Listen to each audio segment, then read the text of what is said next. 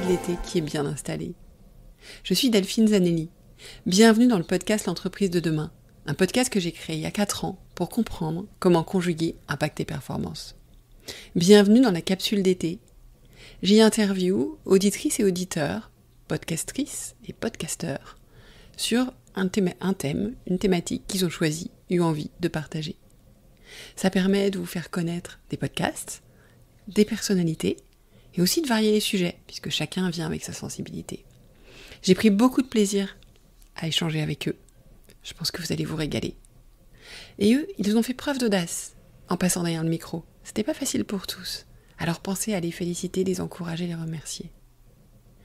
Et puis, écoutez bien les épisodes jusqu'au bout, puisque sur le principe du podcast, on s'inspire au départ et après on a des clés d'action. Donc on vous partage à la fin beaucoup de tips à mettre en place.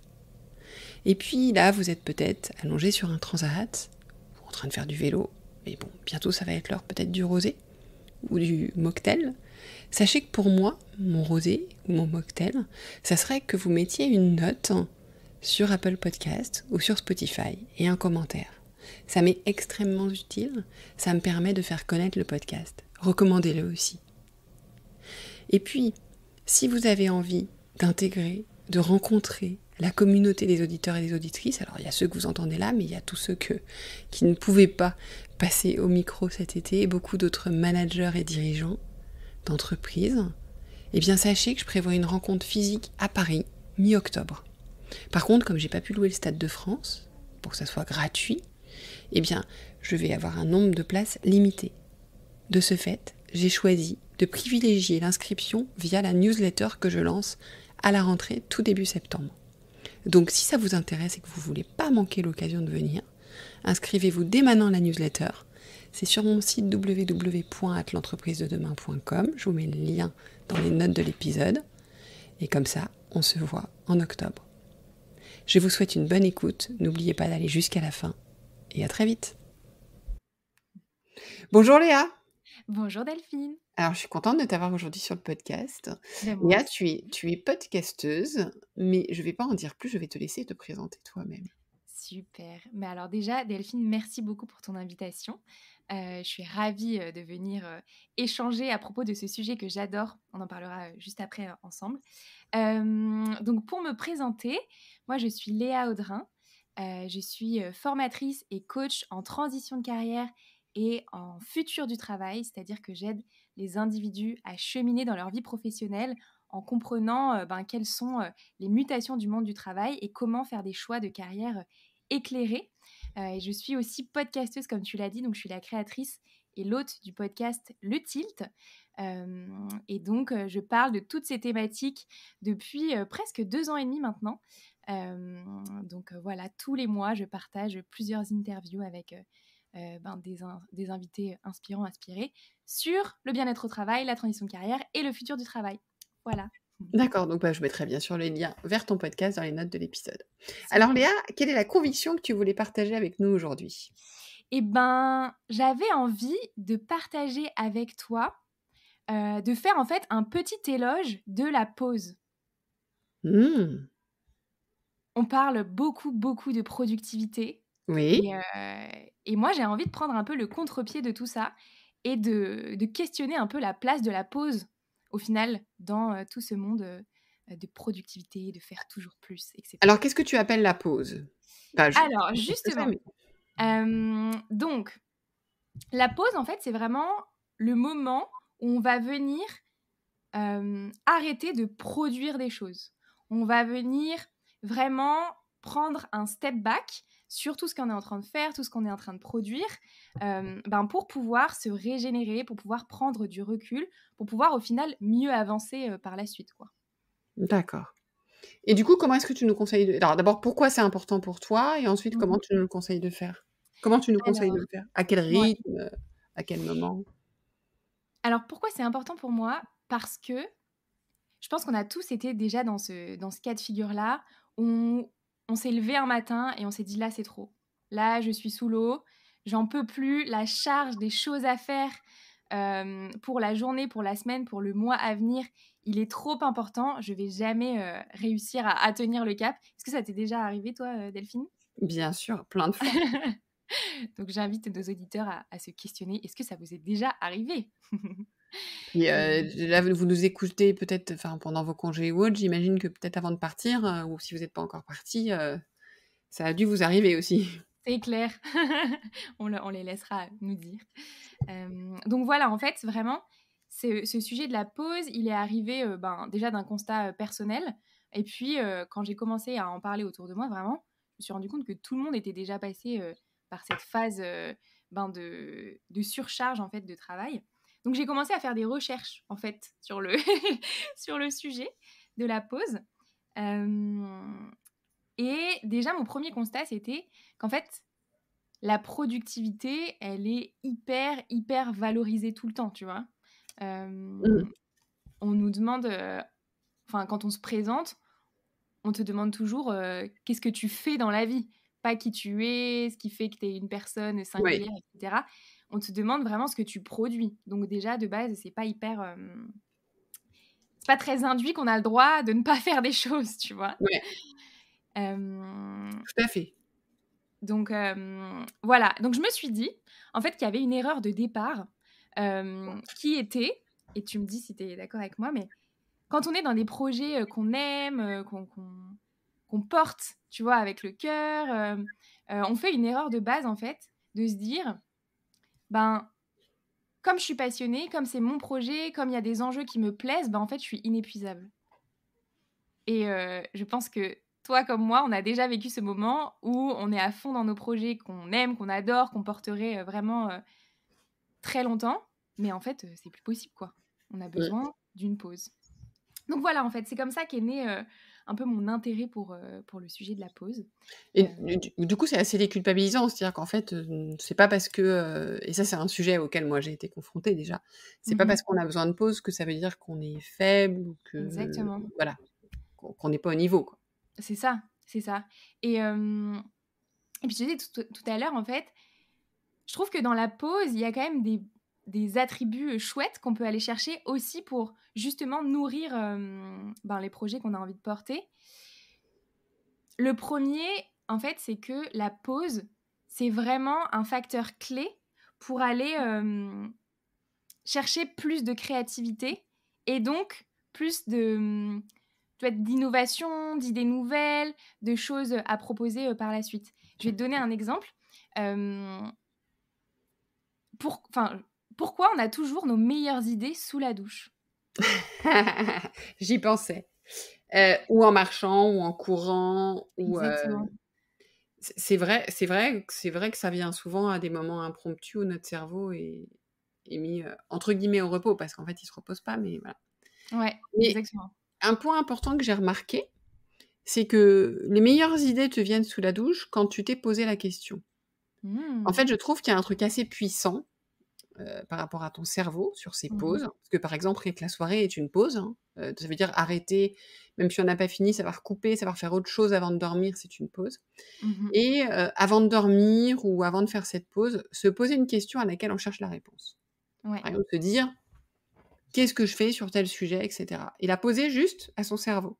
Mmh. Et en fait, parfois, les réponses viennent pendant la pause, donc ça peut être le week-end, en courant ou autre, parce que notre cerveau, en fait, c'est l'inconscient qui va travailler. Enfin, je ne suis pas spécialiste dans les neurosciences, suffisamment pour l'expliquer, mais c'est assez puissant parce que souvent on obtient la réponse. Donc ça veut dire aussi que pour mettre à p on n'est pas obligé de le faire tout le temps, mais quand, avant de faire des pauses, on sent qu'on est très embrouillé et cetera, ça peut être bien de clarifier ce qu'on a besoin de clarifier, Mmh. poser la question à l'oral ou à l'écrit. Il m'est déjà arrivé à la noter en disant: «Le mois prochain, je veux savoir ce que je fais là-dessus», et à la fin du mois me dire: «Mais en fait, dans le mois, je l'ai su». Alors ça vient pas Mmh. toujours, voilà, et en fait, je pense que c'est important, donc c'est par rapport à ce que tu dis, c'est quelque chose qu'on peut ajouter pour, comment dire? Rendre cette pause encore plus profitable. Après, on n'est pas du tout obligé de le faire tout le temps, mais Ouais. parfois, juste avant qu'on prenne une pause, on est parfois fatigué, mais on est aussi dépassé. Il y a quelque chose qu'on a besoin de clarifier pour Mmh. repartir avec de l'énergie, et voilà. Et le Mmh. poser, ça peut aider. Exactement. Ouais. Et ça vient tout à fait, avec un concept que j'aime bien, apposer, tu vois, à ce sujet de la pause.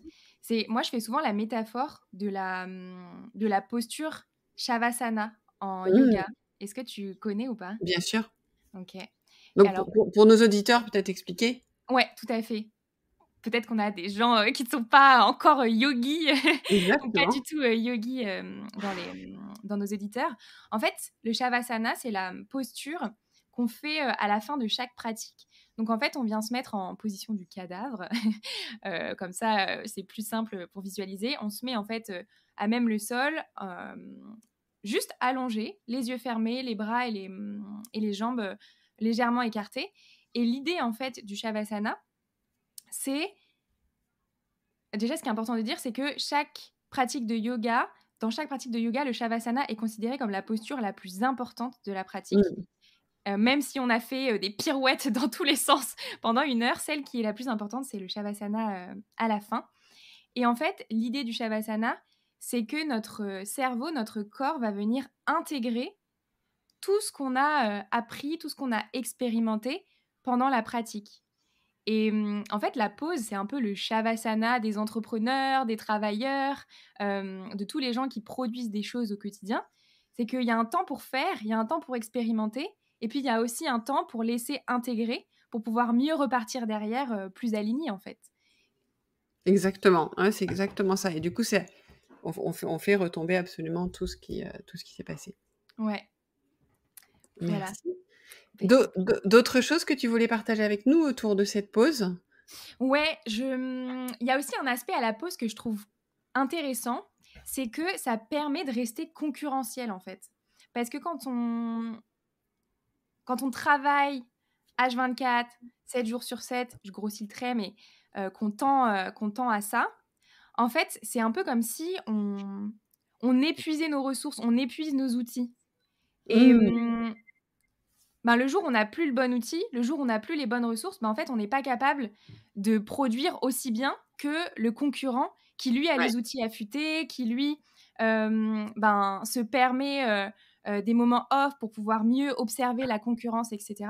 Et donc, je trouve que c'est hyper important de faire en sorte que nos outils ils soient toujours aiguisés, affûtés, versus le concurrent, tu vois. Donc voilà, il y a aussi un aspect à la pause que je trouve chouette dans dans ce, cet ouais, esprit-là de rester concurrentiel sur son marché, en fait. effectivement, parce que donc ça veut dire que et c'est vrai aussi, dans une posture, de manager pour rester, voilà, capable de motiver ses équipes, de les Ouais. emmener et cetera. Si on n'a pas ces temps de ressourcement, de regarder autrement et la Mhm. pause parce que certains, voilà, la pause, ça peut être, une simple pause, ça peut être d'aller prendre un temps de marche, ça peut être d'aller prendre un temps de faire autre chose, Ouais. mais ça peut être aussi, pendant ce temps, de décider d'aller, on a le droit d'écouter un podcast ou autre parce que chacun est libre, de sa pause, tout le monde n'aime pas, voilà, Mm. parfois certains aiment rester un peu en une forme d'activité, Exactement. mais c'est au moins Tout couper à du fait. rythme, couper du business, couper de l'injonction de ce qu'il y a à faire et cetera pour partir dans une autre façon d'être et c'est vrai que je pense que ça rouvre, ça permet aussi parfois de voir des choses qu'on ne voit plus. Mhm. C'est clair. Et quand tu dis, rester concurrentiel ou je dirais pour un manager rester un peu, au niveau pour ses équipes, ça va permettre aussi de redévelopper une attention sur d'autres choses en fait, tout simplement Mhm. Ouais, et tout peut-être de à voir fait. d'autres choses. Et je trouve ça hyper intéressant le point que tu amènes là, Delphine, parce que je pense que c'est aussi l'écueil, enfin, c'est aussi le truc qui fait qu'on a du mal à prendre des pauses. C'est que dans l'imaginaire collectif, tu vois, c'est ce que tu disais, une pause, c'est s'arrêter, se mettre sur son canapé et ne plus bouger pendant 1 heure. Mais en fait, pas du tout. L'idée, c'est de comprendre qu'est-ce qui soit, enfin, qu'est-ce qui pour soi est bon, qu'est-ce qui pour soi est source de plaisir, comment est-ce qu'on se Mer. je vais y arriver. Comment est-ce qu'on se régénère soi-même, en fait. Donc voilà. Et justement, ça fait le lien avec ce que j'avais potentiellement envie de proposer à tes auditeurs, Delphine. Avec Ben, c'est de prendre un papier, un stylo, et de prendre vraiment là 15 minutes pour soi, pour commencer le travail sur la pause. Euh, et, euh, et vraiment faire une liste d'activités qui nous ressourcent. Donc, ah oui, moi, je peux en donner 3, puis si tu veux, je vas-y. t'en donne 3 comme ça, on va on va donner des exemples. Alors moi, j'adore la forêt, donc dès que j'ai un moment, je prends ma voiture et je vais, passer 1 ou 2 heures en forêt. Je marche, Je me mets un peu en mode slow et ça me fait beaucoup de bien. D'autres choses que je fais pendant mes pauses, moi je suis une grande fan de dormir. Alors quand je suis exténuée, je mets vraiment un point d'honneur à organiser mon sommeil et ça c'est une pause de qualité pour moi incroyable. Et je me suis découvert récemment une nouvelle passion pour dessiner des choses et les colorier. Donc voilà, c'est quelque chose qui me régénère aussi pas mal, qui fait foisonner la créativité, qui n'a rien à voir avec mon travail, mais qui fait beaucoup de bien. Alors moi, je vais te partager aussi 3 choses. Alors la forêt, je suis comme toi, sauf que maintenant que à Paris, c'est un peu Ouais. compliqué là, la forêt, parce que le bois de Boulogne, pour moi, c'est pas de la forêt. Ouais. Je Faut venir un suis peu plus par chez j'ai nous. voilà, moi, j'ai été élevée dans les bois, dans les Alpes, donc autant dire que, pour moi, Mmh. la forêt, c'est vraiment la forêt. Mais je suis d'accord avec toi, et c'est vrai que l'été, en général, j'essaye d'aller marcher dans la forêt. L'hiver, j'adore aller dans la forêt et dès que je peux, parce que c'est un élément de ressourcement, donc je le partage complètement. Après, du coup, sur des éléments plus citadins et plus liés aussi au travail, alors il y a pour citer 3 choses. Une première chose, ça va être d'aller à la rencontre, de créateurs ou de personnes qui font un tout autre métier que moi. Donc Mmh. par exemple, je vais passer, du temps à aller, soit voir, des expositions, des vernissages ou rencontrer, des personnes qui ont créé des marques ou voilà et pouvoir discuter avec eux. Parce que du coup, moi, ça me sort totalement de mon business Mmh. et ça m'apporte énormément d'idées, énormément, voilà, voilà, Ça te ça me remplit quoi. voilà, Ouais. donc c'est ce choix-là, mais Mmh. ça pourrait être d'autres. Je pourrais faire pareil avec des chefs cuisiniers, voilà. Donc c'est d'aller Mmh. voir ces gens-là et d'aller discuter. Donc de m'inscrire à des choses pour avoir accès à ça, ça c'est important. La deuxième, on parlait de cuisiner, ça va être de cuisiner. Alors, c'est vrai que tous les jours parfois, enfin moi j'ai une famille, j'ai 2 grandes ados, un mari, tout le monde est très gourmand, donc parfois il y en a un peu assez. Mais quand voilà, s'il y a une chose que je ne fais pas, j'essaye de pas tout définir à l'avance parce que ce moment de créativité où je vais avec l'humeur improviser un truc, sympa à manger, il est important et pour moi, c'est une Mmh. vraie pause. Mmh. Et voilà, donc par contre, elle est un peu conditionnée, voilà, c'est un peu quand je rentre du boulot, mais c'est aussi quand même une pause. La troisième pause qui va être plus instantanée, effectivement, par rapport à ce que tu dis, que je me force à faire un peu, j'essaie dans la journée, c'est de marcher. Donc Mmh. ça peut être, juste de marcher, là où je suis, donc ça peut être dans les bureaux pour aller voir des gens, me forcer, voilà, à faire un tour et cetera, à lever la tête de l'ordinateur. Ouais. Donc ça peut être d'aller voir ses équipes, d'aller voir voilà. Ça peut être d'aller marcher autour de là où on est, simplement, pendant, 5-10 minutes et cetera. Mais d'avoir, cette action, en fait, physique parce que, Ouais. voilà, Mmh. si on a des métiers assez intellectuels, c'est vrai que c'est utile. Mais après on peut en trouver, des Plein. milliers d'autres. C'est juste pour vous Ouais. montrer que ça peut être, des choses, physiques, non physiques, actives, non actives. Est-ce qu'il y avait autre chose que tu voulais partager? Excuse-moi, Et ben, non, juste qu'on est en été et Oui, que les vacances sont là pour beaucoup. Peut-être qu'il y en a qui sont déjà rentrés et il y en a qui partent, bientôt et que peut-être que c'est le moment magnifique de tester, les meilleures pauses pour vous, pour pouvoir, les réintégrer à la rentrée, quand il sera temps, de s'y remettre, à fond, quoi. exactement. Eh ben, écoutez, d'abord, je te souhaite un bon été. Merci. Je souhaite un bon été aussi à nos auditeurs et nos auditrices. Je te remercie encore d'avoir été là et je te dis à bientôt. Merci Delphine, à bientôt. Merci pour votre écoute. J'espère que ça vous a plu. Allez, encore un bel été et pensez à la note et aux commentaires. Je le transmettrai à mes invités. Et un petit compliment l'été, ça fait plaisir. Ça fait du bien. Allez, à bientôt!